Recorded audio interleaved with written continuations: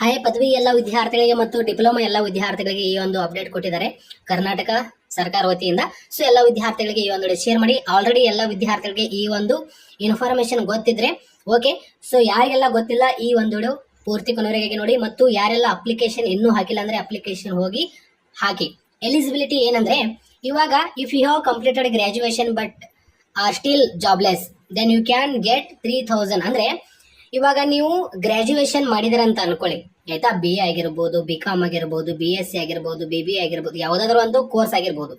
Okay, BSW ಆಗಿರ್ಬೋದು, ಯಾವುದೇ ಒಂದು ಪದವಿ ಆಗಿದೆ ಆಲ್ರೆಡಿ ಕಂಪ್ಲೀಟ್ ಆಗಿದೆ 2023 ನಲ್ಲಿ ಮತ್ತು 24 ನಲ್ಲಿ ಪಾಸ್ಔಟ್ ಆಗಿದಿರಲ್ಲ ಅಂತ ವಿದ್ಯಾರ್ಥಿಗಳಿಗೆ ಎಲಿಜಿಬಿಲಿಟಿ ಆಗಿರುತ್ತೆ.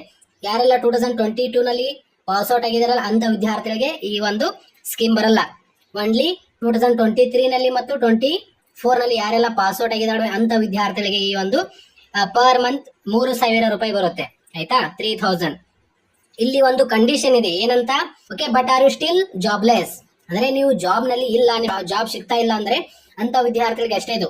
ಇವಾಗ ಆಲ್ರೆಡಿ ನಿಮ್ದು ವ್ಯಾನ್ ನಂಬರ್ ಅಂದ್ರೆ ಇದು ಯೂನಿವರ್ಸಲ್ ನಂಬರ್ ಅಂತ ಇರುತ್ತೆ ಆಯ್ತಾ. ವ್ಯಾನ್ ನಂಬರ್ ನಿಮ್ದು ಒಂದ್ಸಲ ಜನರೇಟ್ ಆದ್ರೆ ಈ ಒಂದು ನಿಮ್ಗೆ 3000 ರೂಪಾಯಿ ಬರಲ್ಲ. ಅಂದ್ರೆ ಯಾವ್ದಾದ್ರು ಒಂದು ಪ್ರೈವೇಟ್ ಕಂಪನಿಯಲ್ಲಿ ಮತ್ತು ಗೌರ್ಮೆಂಟ್ ಜಾಬ್ ನಲ್ಲಿ ನೀವು ಕೆಲಸ ಮಾಡ್ತಿದ್ದಾರೆ ನಿಮ್ಗೆ ಈ ಒಂದು 3000 ರೂಪಾಯಿ ಬರಲ್ಲ.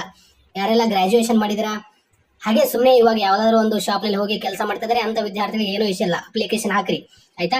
ಸೊ ಇವಾಗ ಈ ಒಂದು 3000 ರೂಪಾಯಿ ಬರುತ್ತೆ ಯಾರೆಲ್ಲ ಗ್ರಾಜುಯೇಷನ್ ಮಾಡಿದರೆ 2023 ನಲ್ಲಿ ಮತ್ತು 24 ಅಕಾಡೆಮಿಕ್ ಇಯರ್ ಅಷ್ಟೇ ಆಗಿರುತ್ತೆ.